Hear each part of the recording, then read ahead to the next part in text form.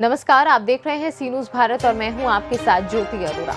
बरेली के बहेड़ी में सपा नेता नसीम अहमद के रजा अस्पताल के उद्घाटन के मौके पर पहुंचे सपा के राष्ट्रीय सचिव एवं मुख्य प्रवक्ता राजेंद्र चौधरी ने मीडिया से बात करते हुए भाजपा को लोकतंत्र के लिए खतरा बताया। साथ ही उन्होंने कहा कि भाजपा ने राजनीति के स्तर को गिराया है और किसानों, नौजवानों, गरीबों को धोखा देने का काम किया है। साथ ही तीनों कृषि कानूनों की तरफ इशारा करते हुए उन्होंने कहा कि भाजपा की नजर अब किसानों की जमीनों पर है। इस बीच सपा नेता नसीम अहमद ने राजेंद्र चौधरी के बहेड़ी पहुंचने पर अपने हजारों समर्थकों के साथ उनका भव्य स्वागत किया। इस दौरान नसीम अहमद के समर्थकों ने समाजवादी पार्टी और नसीम अहमद के समर्थन में जमकर नारेबाजी की। इस बीच नसीम अहमद ने मीडिया से बात करते हुए क्षेत्र के गरीब, मजदूर, बेसहारा लोगों की हमेशा मदद करने और उनके हक की लड़ाई लड़ने के अपने संकल्प को दोहराया। जनता पार्टी ने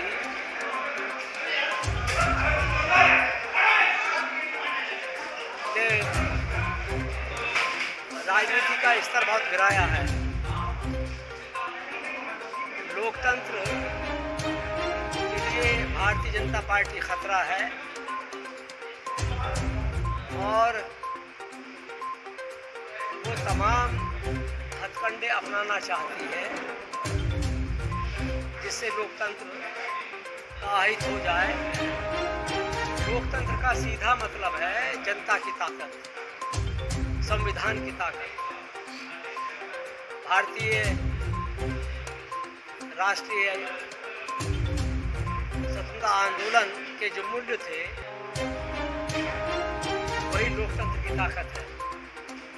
भारतीय जनता पार्टी का लोकतंत्र से कोई मतलब नहीं है।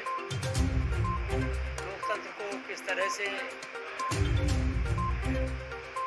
जनता से हटाया जाए और उस पर कब्जा किया जाए, उसकी साजिश में भाजपा लगी हुई है। भाजपा की सरकार ने किसानों के साथ, नौजवानों के साथ और गरीब लोगों के साथ धोखा किया है। भाजपा की कुदृष्टि खेत पर लगी हुई है। वो खेतों पर कब्जा करना चाहते हैं, रोजगार नहीं देना चाहते, किसान के साथ न्याय नहीं करना चाहते, समाज का सद्भाव बिगाड़ना चाहती है। भाजपा लगातार इस काम में लगी हुई है और विकास के लिए भाजपा रोड़ा है।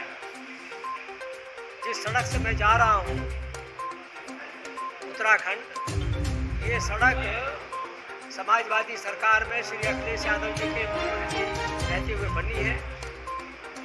श्री अखिलेश यादव जी ने ही इसका उद्घाटन किया।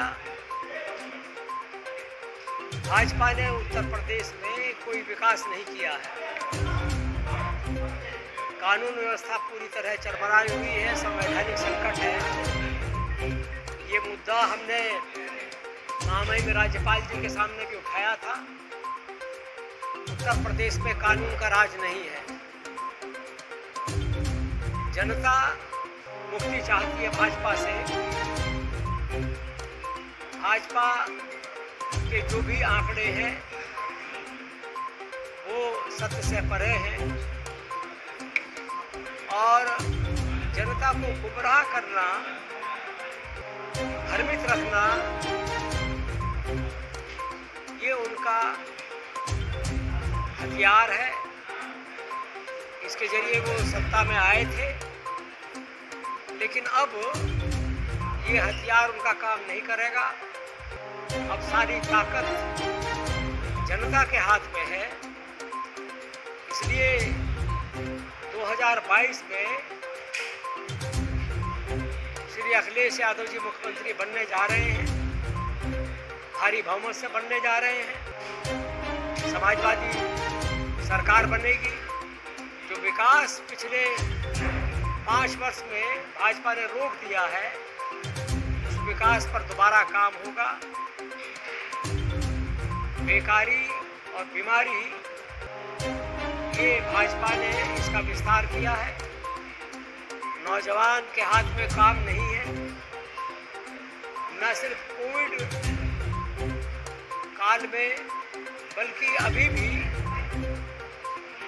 चिकित्सा का कोई इंतजाम भाजपा ने नहीं किया। जो व्यवस्था समाजवादी सरकार में श्री अखिलेश यादव जी ने की थी, वही थोड़ी बहुत बची है, उसको भी इन्होंने बर्बाद किया है। ना किसी का जीवन सुरक्षित है, ना किसी का सम्मान सुरक्षित है। यही भाजपा ने किया, इसलिए भाजपा का जाना 2022 में तय है और समाजवादी सरकार श्री अखिलेश यादव जी के नेतृत्व में ये भी सत्य है और ये बनने जा रही है। ये ज़मीन नहीं है, मैंने इसको दान कर दिया है राजा एजुकेशन ट्रस्ट के नाम से। तो अब इस पर मेरा कोई हक नहीं है, केवल मैं यहाँ मैनेजिंग ट्रस्टी की हैसियत से काम कर रहा हूँ। जब तक मेरी जान में जान है, यहाँ गरीबों का इलाज मुफ्त होगा और जो मध्यम वर्ग है और जो उच्च वर्ग है उसका इलाज सस्ते रेटों में होगा। और जो क्षेत्र के अंदर यहाँ से लोगों को गंभीर बीमारी के लिए बरेली और हल्द्वानी जाना पड़ता था और दिल्ली जाना पड़ता था, वो रेफ़र यहाँ से जो केस हो रहे हैं वो हमारा अस्पताल, चाहे वो सर्जरी विभाग हो, चाहे मेडिसिन डिपार्टमेंट हो, चाहे हमारा ऑर्थोपेडिक्स डिपार्टमेंट हो, चाहे हमारा ऑप्थोमोलॉजी डिपार्टमेंट हो, हमारे यहाँ सब सर्जन मौजूद हैं। ये इस एरिया का 30 किलोमीटर परिधि के अंदर ऐसा कोई अस्पताल यहाँ मौजूद नहीं है जो ये अस्पताल बनाया है। कोरोना काल की बात की जाए, चाहे पहली लहर की बात की जाए या दूसरी लहर, भारतीय जनता पार्टी की सरकार पूरी तरह से फेल हुई है। अब दस्तक तीसरी लहर ने दे दिया, तो ऐसे में ये अहम रोल निभाएगा आपका हॉस्पिटल। बिल्कुल, क्योंकि ऐसा है कि ये इस क्षेत्र में जो ख़ास तरीके से बहेड़ी में वेंटिलेटर बहुत महंगे होते हैं और ऑक्सीजन जो है यहाँ सरकारी अस्पताल में भी नहीं थी।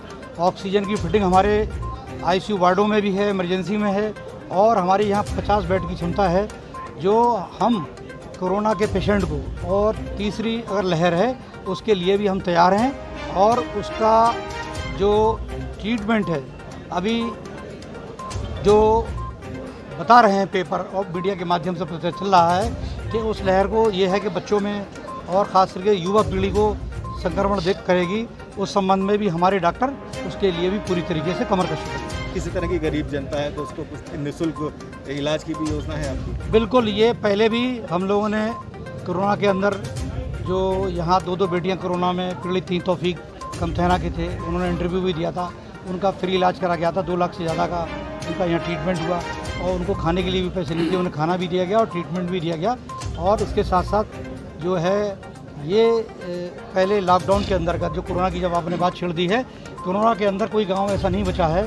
पूरे बहेड़ी विधानसभा के यहाँ लोग मौजूद हैं, पूछ सकते हैं कि हम लोगों ने कोई क्षेत्र ऐसा नहीं छोड़ा जहाँ गरीब जनता तक कच्चा माल और राशन के साथ साथ पका हुआ माल जितना भी हो सकता था पूरी ताकत के साथ 3 महीने। यहाँ कोई नेता नहीं था किसी भी पार्टी का, चाहे वो किसी दल की बात नहीं कर रहा हूँ, एक अकेला जान लेके मैंने पूरी मेहनत से जो मदद हो सकी वो मैंने मदद की। मतलब कहा जाए कि अगर तीसरी लहर आती है तो बहेड़ी की जो जनता है वो इलाज के अभाव से दम नहीं तोड़ेगी। बिल्कुल, ना इलाज के भाव से दम तोड़ने देंगे और ना हम उनको, जो पिछले बार लॉकडाउन की वजह से जो ठेला वाला था, रिक्शे वाला था और परिजन जो ख़त्म हो जाते थे उनको कंधा देने वाला नहीं था।